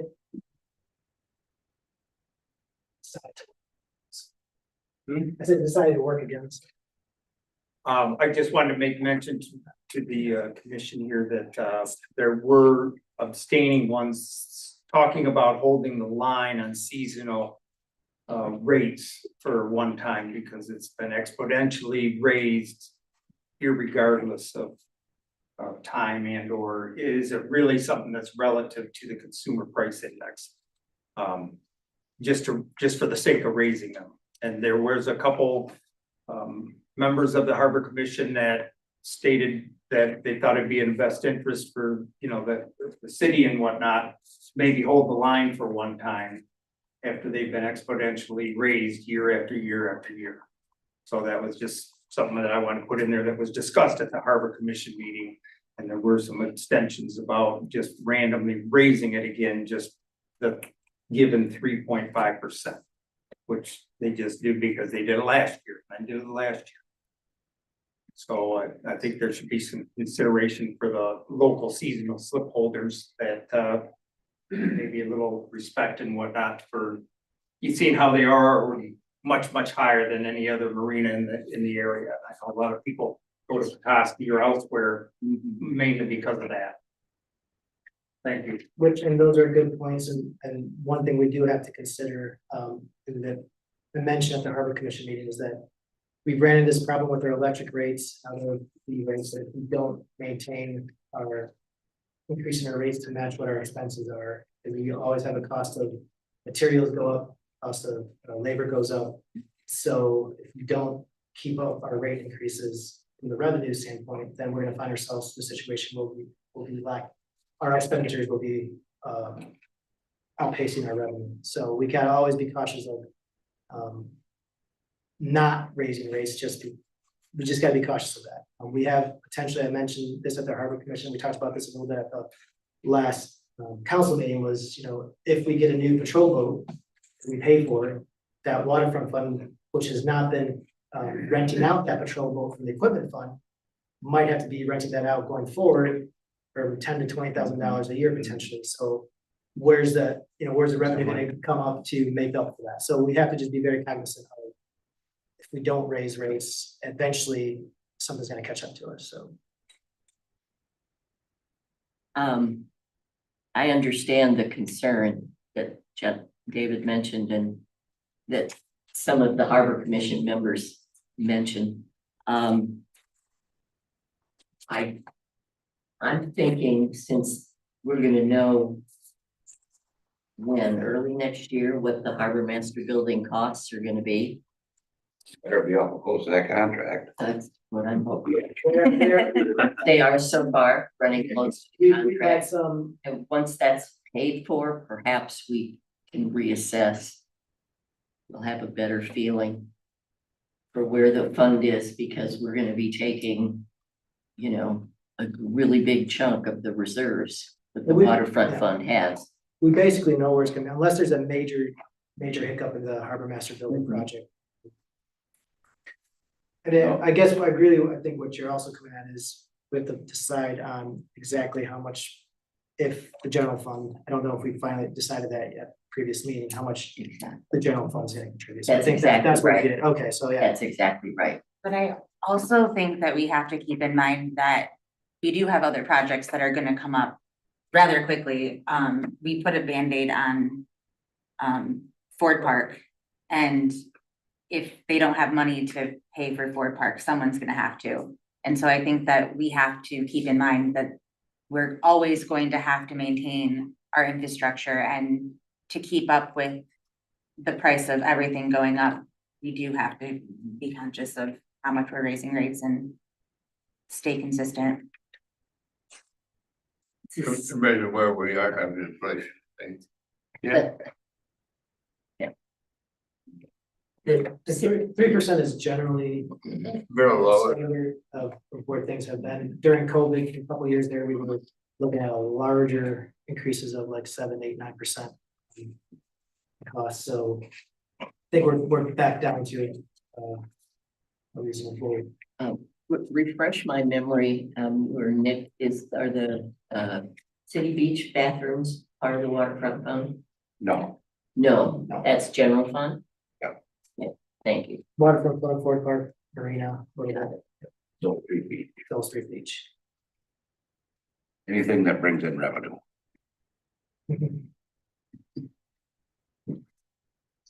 Any more discussion on the marina rate? What I would recommend is either you take the Harbor Commission's recommendations and approve them all at once, or if one of you does not want to see a particular rate change here, that you make a separate motion on that specific rate category. Otherwise, just approve them all at once. I make a motion to approve it as submitted all at once. Whatever the Harbor Commission recommended. I'll second that. Any discussion? Kathy Macho, Yes. Bob Buck. Yes. Wendy Reeve, Yes. Jamie Milky. Yes. Tom Graham. Yes. Motion carried. Right, the last item on the agenda is an update on Kiwanis Park preliminary plans. So the Parks Board and Park staff, and our architect have been working on changes to or updates and upgrades to the Kiwanis Park building, based on the RFP that we issued. And Jamie, as a council rep on Parks, you can expand more into this, but the significant changes are slider door opening, the patio space to the west of the building, open kitchenette space, the east side of the building, an outdoor accessible only unisex restroom, a women's and men's restroom inside the building, 2 additional exterior doors, one on the north, an emergency exit, and one on the south, open for the coat hanging entrance, and finally the current roof is stable. The north addition being a flat semi-pitch roof, so there's really no change on that part. So what you see here, you see the memo from Rachel Young. Here's just the preliminary plans, as well as, I know it's hard for people to orient themselves. You see the Can you- patio. I do have a Yeah, image pull that up. of Kiwanis Park, so you can see the way it's currently oriented. So that's the point of the park. So if you look at that picture, we decided to put the addition to the north because there's no trees in the way. It really didn't bother the rest of the use of the park. So where Victor has highlighted there is kind of where the addition would go.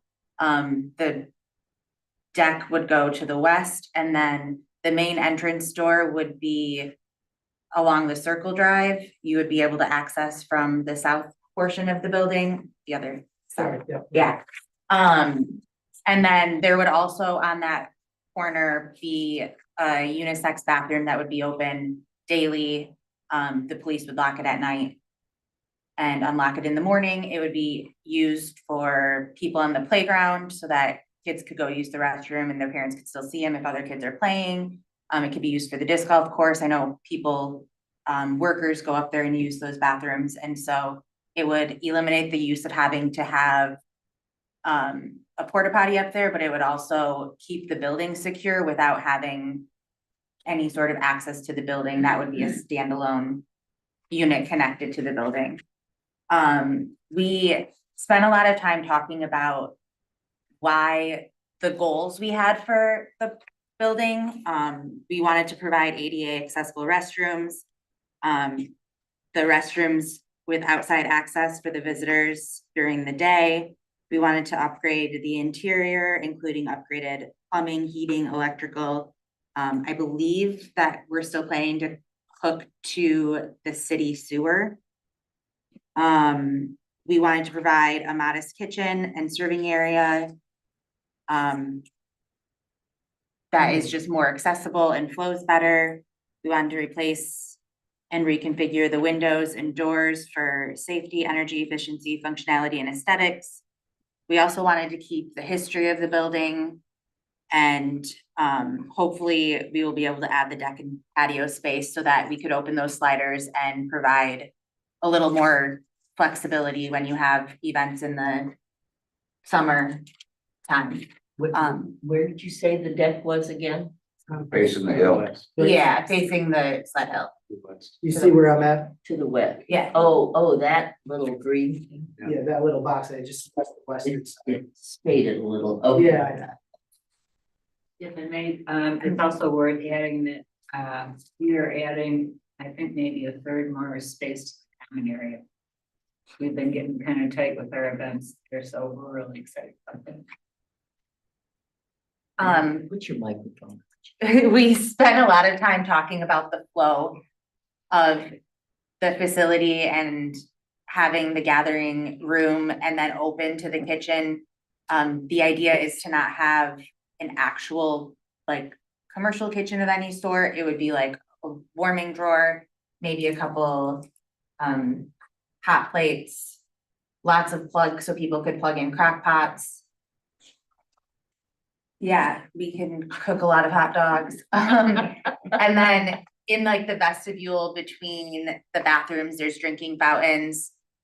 We wanted to make sure that we didn't have too many doors because when there's rentals, we wanted to make sure that was easy to secure. So we only have 2 doors that would actually, not including the sliding door, but 2 doors that would actually be unlocked. The other one is just an emergency exit.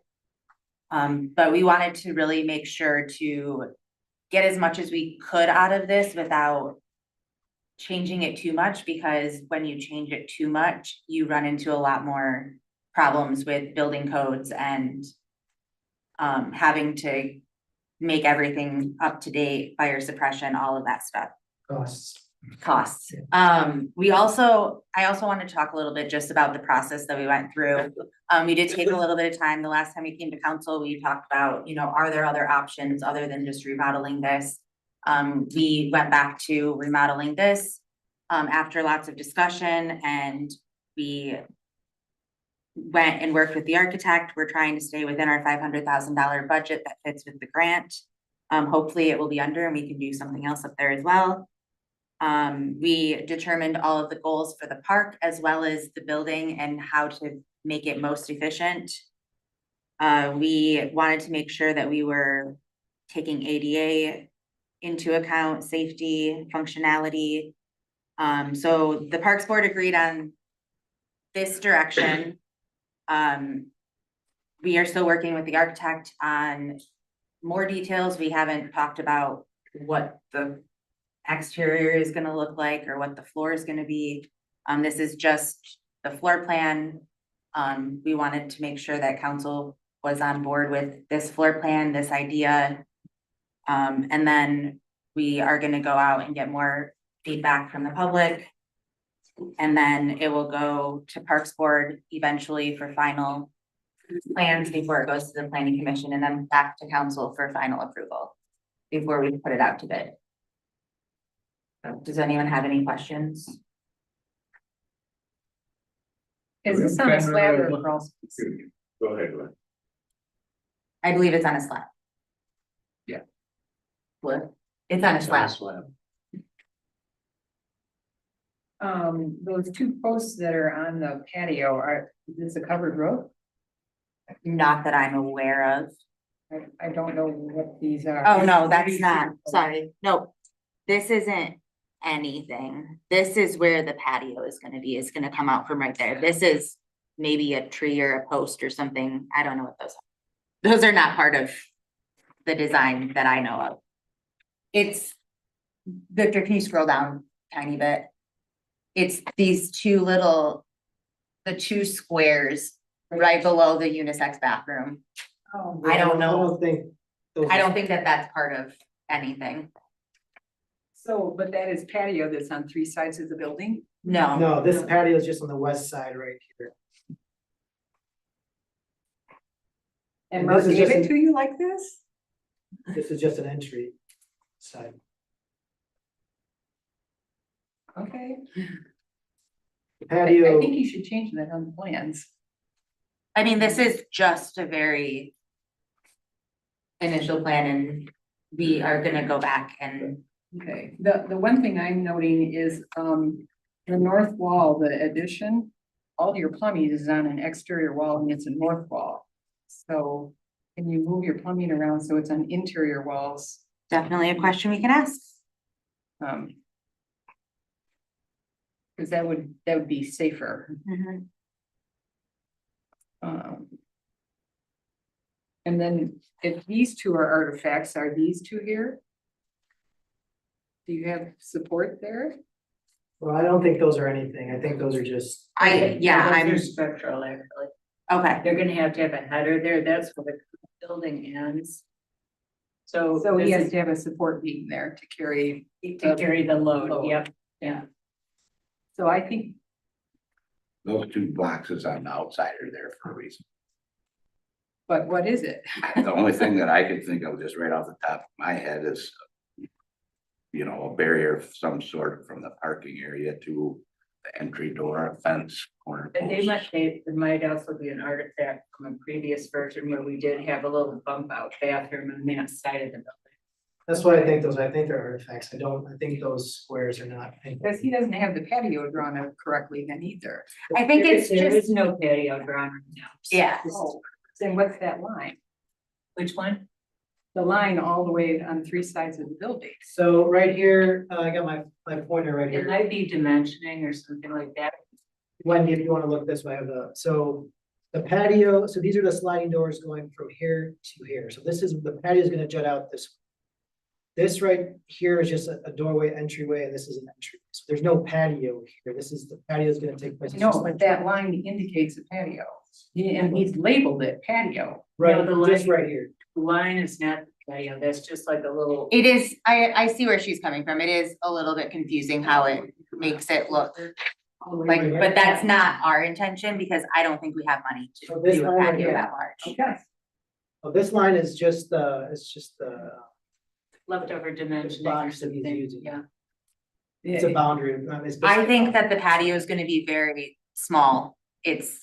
We are very aware that this is probably gonna be all of it. And the patio honestly may end up being an alternate when we put it out to bid because that's gonna be the thing we're gonna choose to leave off if we have to Okay. leave something The behind. square that's in between the two windows in the kitchen, is that a cooktop? Or what is that? Think, Right here. No, No, that's the on the island, outside. This right right here. there. think. And then there's. a We refrigerator. are not planning on having like an actual cooktop. Okay. We don't want an oven because then you So- turn it into so commercial. There, again, I would urge you to peck that wall out so that your plumbing doesn't end up on an exterior wall.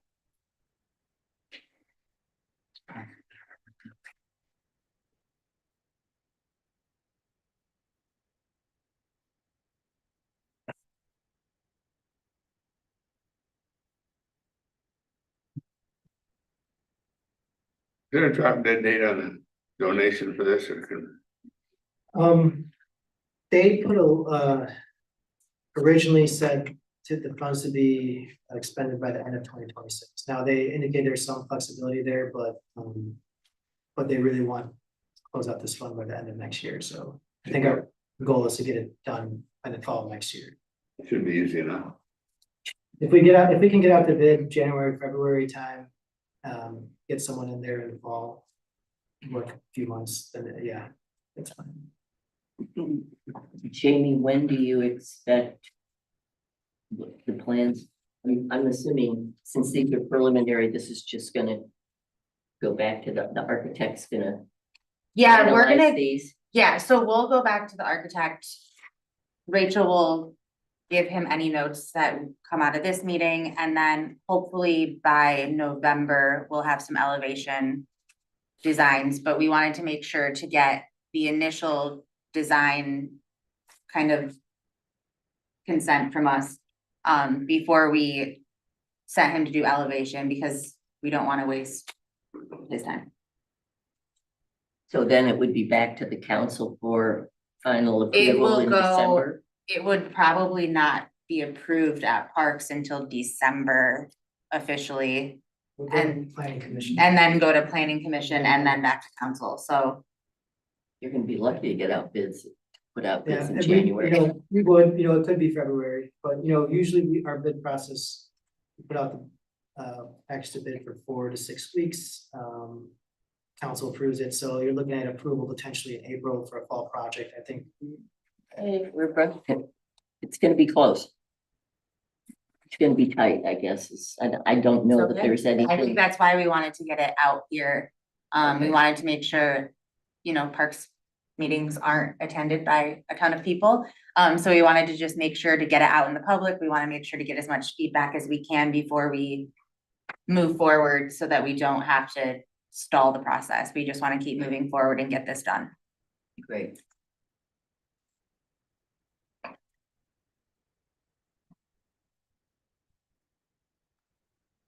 Anybody, any more comments on the building? No. No, You have a report for us, Victor? Yes, I do. Few updates. As I mentioned, we're out to bid for the substation material and construction. We will be beginning to select bids at our November 17th meeting.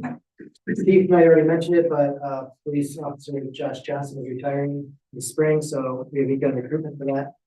And we have begun recruitment for the city boards and commissions for those positions that will be opening in January of 2026. So on the website and on social media, then in the newspaper, there will be a list of how many open positions there are for all of the boards, commissions, and the deadline for applicants, for residents to apply or reapply if they want to be reappointed. It's going to be December 11th, for Thursday. So the council can make their appointments by December 15th. Other news is they were installing fiber outside for our city hall and police station. So as I mentioned, we were looking at part of our improvements for not just the AV here, but for the city is going from our connection that we have right now to fiber. So we have upgraded to fiber. Again, remember those costs are just a slight increase in monthly costs, but the fiber install, the construction of it, which was they quoted at $9,000-10,000, is we're not paying for that. So we're getting fiber to City Hall and police station soon. And did you say a time? They're working on it right now, so it could be a couple weeks at most. But also we had mentioned that there was last meeting that there was a mediation for the Potter lawsuit. However, the mediator had a personal issue and we have to postpone that mediation. So I think that'll happen again. We haven't got worried about that. So we will know. And everything else is pretty good. We haven't had any significant meetings. We did go to the Harbor Stars event that the Chamber of Commerce puts on, and I know several of you were in attendance. That was great because the city's elected department, DPW, police, and fire were honored and recognized there for their response to the ice storm. So that was really nice and appreciated by the guys, and I'm glad that most of them were able to make it from all the departments. So Where's your ice sculpture? the sculpture is at the DPW building with the elected department. Oh, cool. Oh, cool. They deserve it. Yes. So, yeah, and that's all I have for that. Mr. Mayor, I know there was, Mr. Pappas online missed the, public comment period, so I'll leave it up to you if you want to give an opportunity to speak or not. Sure. Anybody want to speak or have a comment on anything? I no longer see him online, so Pardon? I no longer see Andrew online, so. All right. Boards and commissions. Yeah, boards and commission reports. I will go really quick on parks because we just covered basically everything that we talked about at our last meeting. The only other thing was that we did a little recap of the Fall Fest. So we brainstormed a little bit for next year, what worked, what didn't. There were 250 plus people that attended that.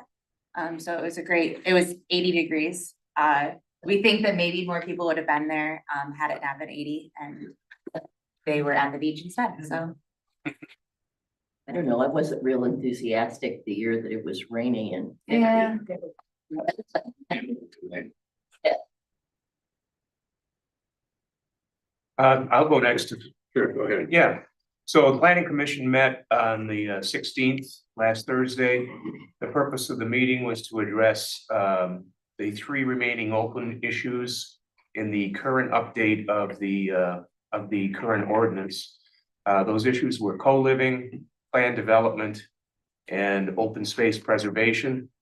Co-living, after further consideration, we decided that co-living was not even a requirement in the ordinance since it's based on the definition of family, which is in the current 2005 code.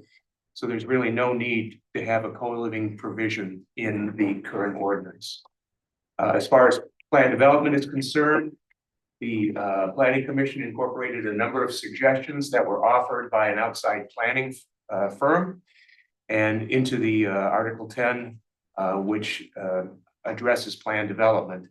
In the updated code, the planned development may only be considered now in residential agricultural, RM, ROS, the CBD, B1 and B2 districts.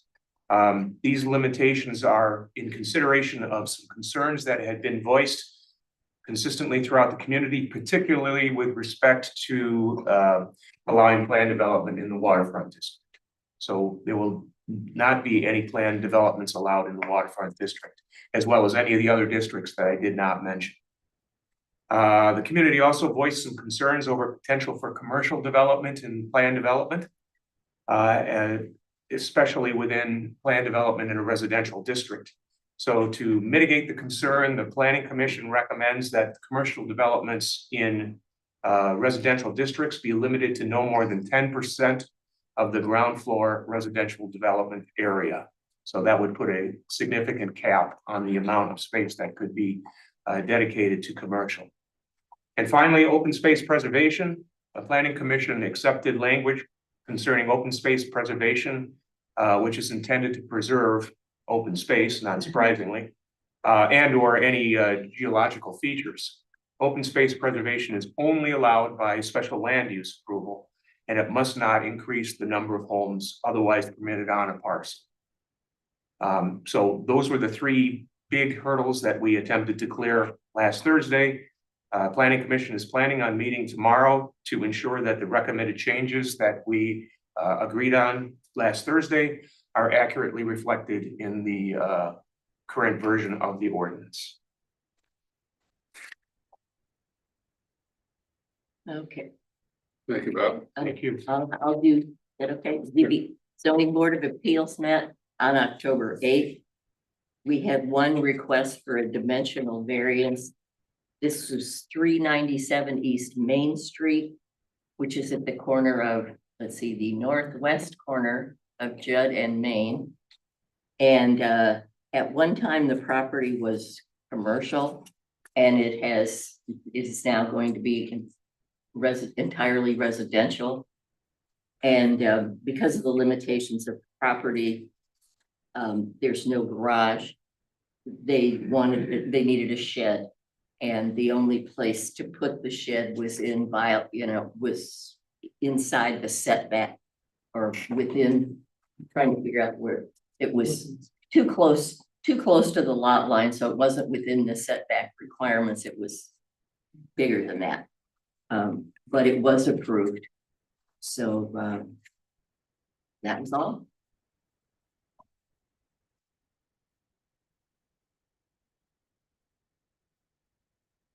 The sewer authority met last Thursday and really they didn't have anything much that impacted Harbor Springs except for Harbor Point, which they made a recommendation that they should replace their 70-year-old lift station. And Harbor Point is not interested in spending money on that. So watch and see how that works out for them.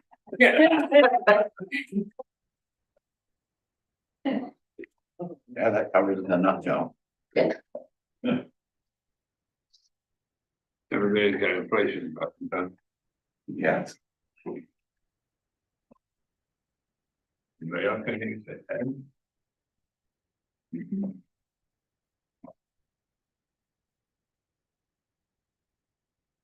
Any new or old business?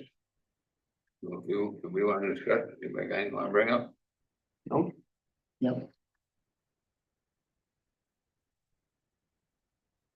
Guess we can be adjourned. Great.